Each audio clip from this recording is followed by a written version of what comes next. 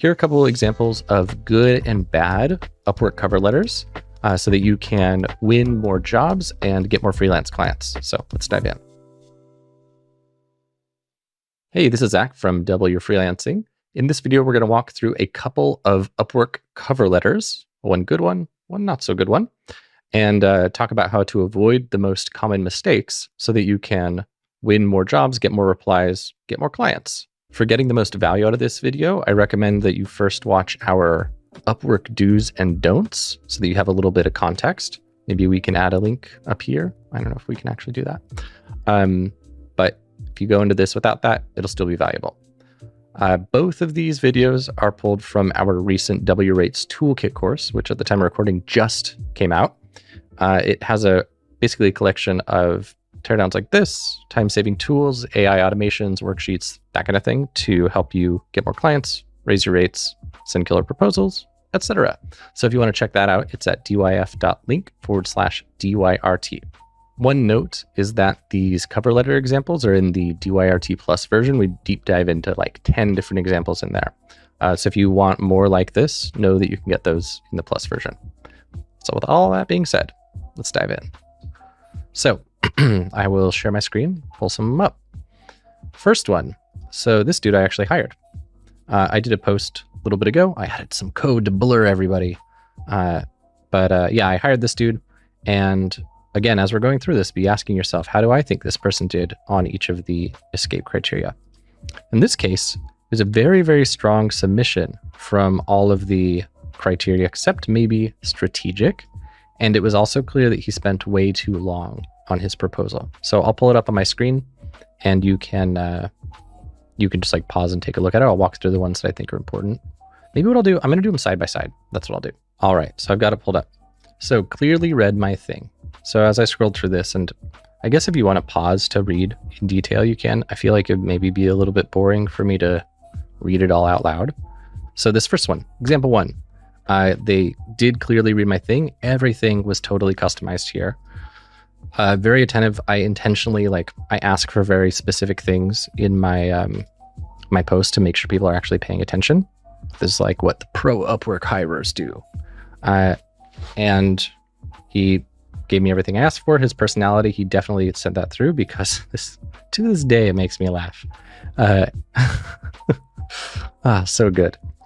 And as I said, low score on proposal time. And I did give him an experienced yes, because yeah, he only has 7 months of copywriting experience, which isn't a lot, but I could tell from his tone that he was skilled. And I looked at his work and it was good enough. And he wasn't expensive, $30 an hour. That's very entry level. So it sounded like a good fit for his pricing. If he was charging $80 an hour, then 7 months of experience wouldn't have looked that appealing. But the experience to price ratio was great in my mind. So let's look at some not so good ones. And FYI, the vast majority of Upwork replies are not good. For reference, this post, here's what we looked like here. So 25 declined proposals, most of which were just entirely uncustomized, and some of which were hilariously uncustomized, which go in the honorable mentions at the end. Archived ones doesn't mean anything bad. I think it just means I was considering them and then it didn't work out, maybe. But I know I hired this dude and he's archived too. So archived probably means nothing. So probably what we'd look at is messaged. So 8 messaged, 25 declined, 7 shortlisted. And most of those that were shortlisted, it's just because they gave a real reply. So most of what you're up against are people who are just copying and pasting BS. So let's look at some of that to give you some context. So did this person actually read my post? Do they promise? Maybe. All right. And then I think that they were wanting to, I guess, show that they have attention to detail with this, but they kind of did the opposite, because if they really had to read my post 5 times in order to understand the requirements correctly, that's not good because it wasn't a confusing post. And if we rate these through our criteria, it basically just kicks off saying, hey, I'm not experienced. I don't have what you're asking for. I don't have any portfolio pieces even, but here's one run-on sentence. I would like to do a try. So were they engaged? Yeah, sure. They read my thing. Were they strategic? Technically, they were strategic in that they gave me a CTA. but they didn't like make a strategic recommendation for my business. Customized, yeah, clearly they wrote this just for me. Attentive, no, not really. Personality, no. Experience, no. And I skipped the efficiency criteria for these because like most of them are not so good because of how they were just a copy and paste template. But in this case, this clearly wasn't a template and would have actually benefited a lot from using a boilerplate template. So this one was entirely custom written. So as we move into the ChatGPT section, I'm just pleading you, please, please, please do not do this. You need to spend like 5 minutes customizing the thing. That framework I gave earlier of 5 to 15 or whatever you are willing to tolerate, I think is smart, because ultimately, if you spend 5 minutes and you get, say, just hypothetically, this wouldn't be real numbers, but suppose you spend 5 minutes and you get a 20% response rate. That means that you need to spend 25 minutes per booked call. Is that right? 20%, 1 out of 5, 5 times 5, 25. Yeah. And then suppose you spend 15 minutes and you get a 50% response rate, which I don't think you would. That would mean that you need to spend 30 minutes.